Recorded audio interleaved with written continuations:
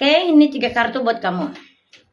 Di sini ada seseorang yang menaruh rasa dendam, iri, benci yang sangat besar kepada kamu. Tapi uniknya, orang ini adalah seseorang yang pernah diterima dengan baik oleh kamu, dianggap saudara banget oleh kamu, ya.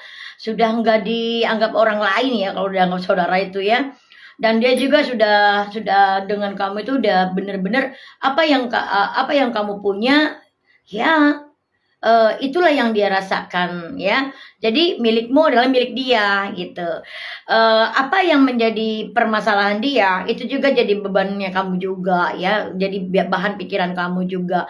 Ya gimana sih namanya kayak saudara ya, walaupun itu tidak ada hubungan langsung, nggak ada hubungan saudara secara langsung, nggak ada, bukan sedarah ya, hanya orang yang sudah dianggap saudara sama kamu ya. Nah, nggak tahu kenapa ini orang kok tiba-tiba sama kamu teh jauh sekarang. Udah jauh sama kamu ya, dan ini ada rasa luka hati, ada rasa dendam sama kamu. Justru yang tadinya sangat menghormati kamu ya, tapi sekarang malahan mengkhianati. Dengan jalan apa? Dengan jalan dia berguru. Berguru tuh artinya gini, dia punya seorang dukun, tetapi bukan hanya ngedukunin aja, tapi dia juga banyak mempelajari ilmu-ilmu dari si orang pintar tersebut atau dukun tersebut, yang tujuannya dia ingin menghancurkan kamu ya. Nah di sini melihat kalau melihat awal-awalnya karena dia sudah seperti saudara dengan kamu, ini ada kemungkinan kesalahpahaman atau ada energi playing victim.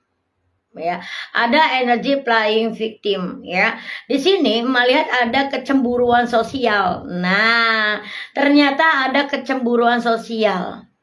Jadi orang ini nggak mau kamu baik kepada orang lain. Jadi ketika kamu memberikan perhatian pada orang lain, baik lagi kepada orang lain, dia nggak terima. Nah, dia merasa tersingkirkan ya. Dianggap kamu itu sekarang udah nggak memprioritaskan dia. Padahal kamu itu baik banget sama dia. Dan ini yang dia lakukan. Waspada ya. Jadi dia menginginkan agar pasangan kamu itu nggak suka lagi sama kamu. Jadi pasangan kamu itu melihat kamu tuh salah, terus intinya yang diganggu itu adalah rumah tangga ya, rumah tangga. Jadi rumah tangga kamu tuh rasanya panas aja, di dalam rumah juga kayaknya energinya negatif ya, energinya negatif antara kamu dan suamimu, kamu dan istrimu, anak-anakmu. Jadi bengkerangan aja di dalam rumah tuh, auranya panas ya, benturan aja yang terjadi, perang aja istilahnya ya. Memang itu yang diinginkan. Otomatis selain itu untuk apa? Dia berharap ketika ini kamu rumah tangganya berantakan, ada masalah ya, dia akan berharap agar kamu memprioritas dia kembali. Nah, jadi si orang yang jadi menyebutnya orang jahat ya. Iya dong, jahat banget dong. Dia melakukan sesuatu hal hanya karena cemburu sosial, tetapi justru targetnya kamu, orang yang udah banyak bantu kamu. Dia bahkan fitnah kamu nih ya, dia fitnah kamu, jelek-jelekin kamu, bahwasanya saya ini diperlakukan tidak adil, macam-macam ya. Tapi ini kamu sama sekali nggak ngerti apa yang dia lakukan ya. Hanya saja kamu merasakan ada sesuatu yang aneh dengan rumah kamu, energi rumah kamu bener-bener kayaknya negatif banget. Ada hawa yang gak enak, pengennya marah-marah aja, benturan aja, sering sakit dan sebagainya ya. Nah, di sini melihat di sini dia menginginkan kelak ya, menginginkan. Jadi ada, oh iya, gara-gara nggak ada kamu gitu, nanti kamu oh iya, nggak ada kamu maksudnya, bukan nggak ada kamu, nggak ada dia gitu ya. Jadi kamu seakan-akan kayak pengen narik dia lagi. Jadi oh iya, aku nggak ada kamu di kehidupan kami, kok berantakan hidup kami. Nah seperti itu keinginan dia ya. Nah tapi melihat ya, terhitung 3 minggu dari sekarang, dia akan mengalami musibah, karma. Sementara saat ini kamu sedang mengalami kesembuhan ya, di rumah tangga kamu energinya akan positif kembali karena kamu di sini dilindungi oleh 3 leluhur sekaligus ya. Kamu ternyata di rumah kamu juga tanpa kamu sadari sudah ada pagarnya. Nah, siapa nih? Ada ahli wiridnya ternyata di dalam rumah itu. Entah anaknya, kamu, entah kamu atau suami kamu, ada pagar dirinya di dalam rumahmu.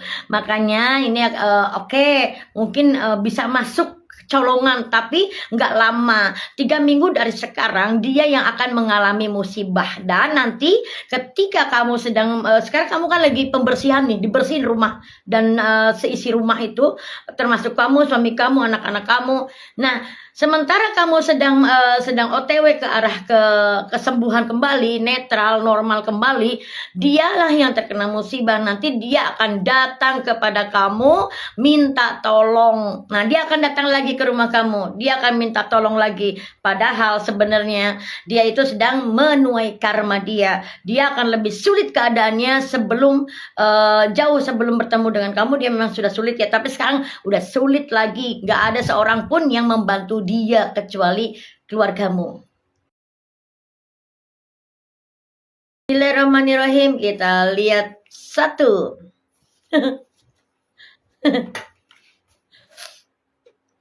Aduh, gimana ya? Ternyata ini yang pertama yang keluar. Rupa-rupanya orang yang kamu fokuskan itu apa ya? Dia udah yakin sama kamu tuh. Udah percaya banget bahwasanya ya kayak pede gitu deh ya. Kamu juga katanya apa namanya kayak suka maku gitu ya. Nah, dan dia tuh kayak ada keyakinan bahwa ketika kamu bisa bertemu dengan dia atau dia ketika menemui kamu, ini yang pertama kali ingin dia lakukan. Ya. Yang pertama ingin dia lakukan tuh ini. Apa ini? Lihat aja gambarnya ya, lihat aja gambarnya. Jadi gini, dia tuh kalau kamu itu membuat dia tuh lupa diri ya. Jadi apa ya? Kamu selalu dibayang-bayang, selalu ada di bayang-bayangnya gitu ya. Apa gimana bahasanya Mbak belibet karena ini energi asmara jadi emang agak-agak gimana gitu ya. Jadi apa-apa ingetin kamu terus gitu ya. Jadi kamu tuh jadi bahan imajinasi gitu loh. Paham ya? Jadi kamu tuh ternyata menjadi bahan imajinasi dia. Ya, seseorang yang saat ini ada di pikiran kamu, ya. Lalu kita lihat lagi ya, bismillahirrahmanirrahim. Kita lihat lagi kedua kali. Oh, dia kayaknya pengen nikah sama kamu. Dia sering menghayalkan ya. Dia sering apa namanya, bukan menghayal sih, memang ada tujuan ya. Ada tujuan, ada harapan gitu ya. Tapi memang sering dihayalkan juga. Kalau aku udah nikah sama kamu bagaimana ya rasanya? Kalau kayaknya enak deh, kayaknya bahagia deh kalau aku nikah dengan kamu gitu loh ya. Dan memang di sini dia bener-bener nih. Kayaknya memang udah srek banget sama kamu nih. Sebab ada energi pernikahan ya. Dia kepingin banget nih. Ada keinginan menikahi kamu ya. Seseorang yang sedang kamu fokuskan. Lalu kita lihat lagi kartu berikutnya. Bismillahirrahmanirrahim. Oh, ternyata gini ya. Terkadang dia itu meragukan kamu. Dia meragukan kamu, katanya kamunya yang kelihatannya nggak serius. Kamunya yang kelihatannya nggak serius, kayak cuman mau main-main doang. Nah gitu ya. Jadi seakan-akan dia menurut dia ya, kamu itu cuman buat mainan, seakan-akan cinta aku tuh kepada kamu tuh kayak nggak dibales gitu ya. Seperti itu, ada perasaan kayak gitu. Jadi meragukan kesungguhannya kamu ya. Lalu kita lihat lagi kartu yang keempat. Oh, pantesan aja. Mungkin ini ya penyebab kamu meragukan. Penyebab kamu setengah-setengah ke dia ya. Kalau memang dia meragukan kesungguhan kamu ya, itu pantas. Karena apa? Rupanya kamu di sini mikir-mikir. yang jadi kenapa kamu berpikir berkali-kali mau nggak sama dia ya, setengah-setengah. Mungkin kamu lihatnya dari materi ya, materi. Memang betul karena di sini dia juga seseorang yang sedang kamu fokuskan ini memang kendalanya di keuangan ya. Kalau misalkan keuangannya udah mapan ya, udah stabil ya, mungkin dia langsung ngelamar kamu ya. Cuman karena memang belum siap mengenai keuangan, kendala finansial, inilah yang menyebabkan dia itu sampai dengan saat ini juga belum menunjukkan belum menunjukkan kesungguhannya ya, belum mewujudkan aja gitu. Jadi menurut Mas sih jadi kamu ke dia itu masih mikir-mikir mengenai finansial ya, keuangan. Dia ada rasa ketakutan, kok gitu sih, nanti kedepannya gimana dong gitu kan. Nah, tertangkaplah oleh si dia gitu. Kamu seakan-akan nggak sungguh-sungguh, padahal nggak sungguh-sungguhnya kamu tuh mengkhawatirkan mengenai finansial atau keuangan. Kamu nggak mau nanti rumah tangganya susah ya. Nah gitu, tapi memang benar sih, memang dia juga keadaan keuangannya, finansialnya lagi nggak stabil gitu.